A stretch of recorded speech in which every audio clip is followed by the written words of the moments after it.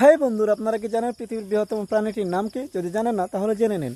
পৃথিবীর বৃহত্তম প্রাণীটির নাম হলো পৃথিবীর দক্ষিণ মেরুতে থাকা অ্যান্টার্কটিকের নীলতিমি।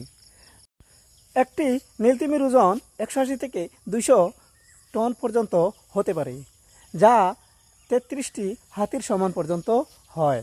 একটি নীলতিমির দৈর্ঘ্য 33 থেকে 40 মিটার পর্যন্ত হতে পারে। নীলতিমি ঘন্টায় 30 কিলোমিটার গতিতে সাঁতার কাটে। একটি নীলতিমি 80 থেকে 90 বছর পর্যন্ত বাঁচতে পারে বলে ধারণা করা হয়, যদিও যেটা বৈজ্ঞানিকভাবে প্রমাণিত নয়। নীলতিমি এত বড় হওয়ায় তাদের প্রচুর খাদ্যের প্রয়োজন হয়, তাই তারা দিন প্রায় 40 মিলিয়ন krill ভক্ষণ করে।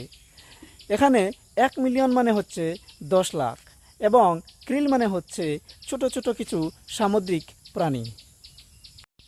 এই তথ্যগুলো যদি আপনার কাছে ভালো লাগে তাহলে এখনই লাইক করুন এবং সবাইকে জানার জন্য শেয়ার করুন।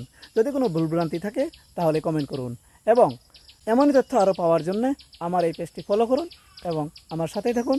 ধন্যবাদ।